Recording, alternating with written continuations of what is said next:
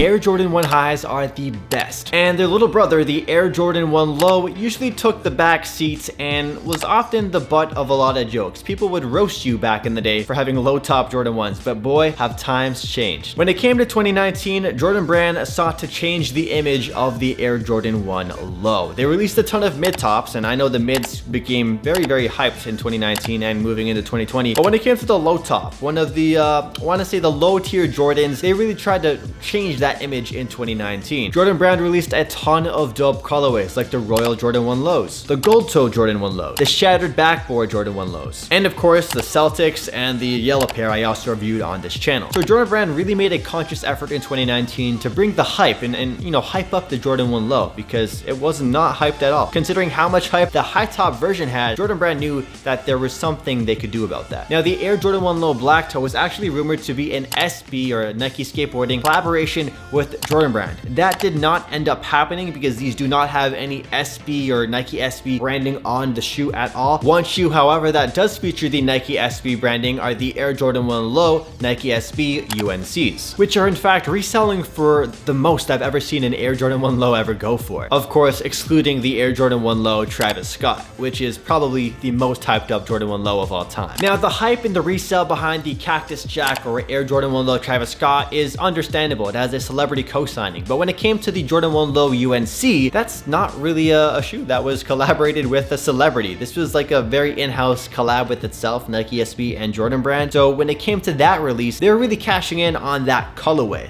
because let's face it, when you see the UNC Jordan 1 or a UNC Jordan 1, you often think of the original high top version, or even more hyped up, the off-white version. So if you took an L on a pair of sneakers that is reselling upwards to an amount of 3,000 Canadian dollars, I mean, the low top Jordan 1 is a pretty decent alternative. And to argue the point that the Air Jordan 1 Low has more hype now more than ever before is because, well, back then, or a few years ago, they released the Bread low top Air Jordan 1 and even the Chicagos, and those really had no resale value. Those were not shoes that people wanted, even though they were a sort of like a knockoff, a poor man's version, for a better term, of the high top version that everybody wanted. No one really still wanted those sneakers, but now things have changed. Jordan Brand has changed a couple of things when it comes to the aesthetic of the Air Jordan 1 Low. Besides the obvious tongue switch that doesn't have the Nike Air branding on the tongue, which I'm sure some people might have preferred, there's a couple of other things they've changed as well, but we'll get into that in just a second. Jordan Brand has released this kind of sneaker, like this look of the shoe, several times in the past. They've done the Air Jordan 1 High Black Toe, they've done the Air Jordan 1 High Satin Black Toe, they've even done, I think it was a New Love, Old Love pack that has a mid-top version of the black toe. So this is a colorway that most sneakerheads really love and they're not tired of at all. In fact, the Jordan 1 High Black Toe, I've seen it resell in Toronto for $1,000 Canadian, which is just crazy to think about how far times have come. I remember reselling my 8 out of 10 pair for 200 Canadian like 5-6 years ago. Like, so much has changed in the sneaker game when it comes towards the perception of the Air Jordan 1. So that was a lot of history, or a lot of backstory when it comes to the Jordan 1 Low. If you guys like that long-winded, you know, narrative of it all, let me know in the comment section down below for the reviews if you want more reviews like this. With that said, let's take a look at the Air Jordan 1 Low Black Toe.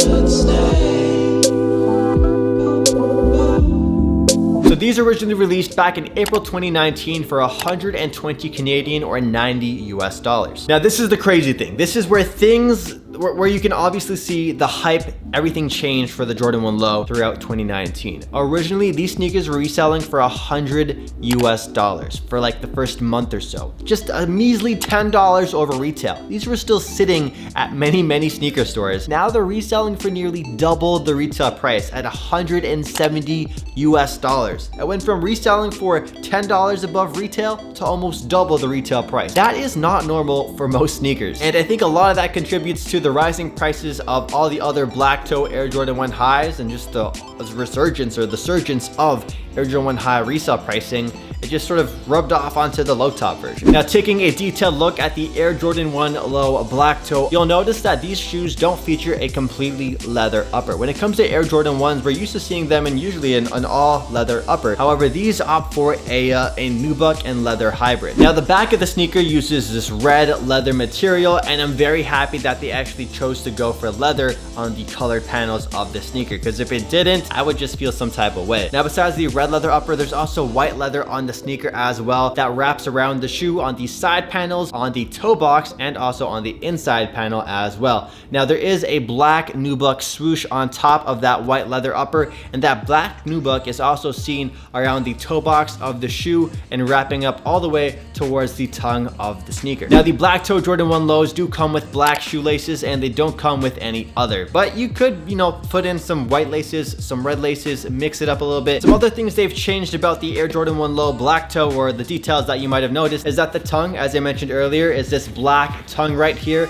with extra padding, and that was not what they used to have on the previous versions of the black toe, or the previous versions of the low top Air Jordan 1. It also doesn't have that Nike Air branding anymore, and then they have a white Jumpman logo embroidered onto the tongue too. Taking a look at the back of the sneaker, you have this Air Jordan Wings logo. Now this is the logo you're used to seeing on the side of the Air Jordan 1 high. I'm fine with that being there. I know some people might not like it, but it's not very noticeable because it is red on red. And then you have a clean white midsole and a red outsole to wrap it all up together. Another thing to note about this sneaker in terms of comfort is they actually sort of upgraded the sneaker in terms of how you would wear it for like skateboarding and stuff like that. They've added some more ankle support right here, so there's more cushioning just around the ankle area, which is a nice added touch. So if you do plan to skateboard in them or use them for like longboarding or anything like that, they do feel more comfortable on feet. And in terms of comfort, these do have a Nike Air unit inside right here on the midsole, which you can't see because it is inside of the shoe. Now in terms of sizing and comfort sizing,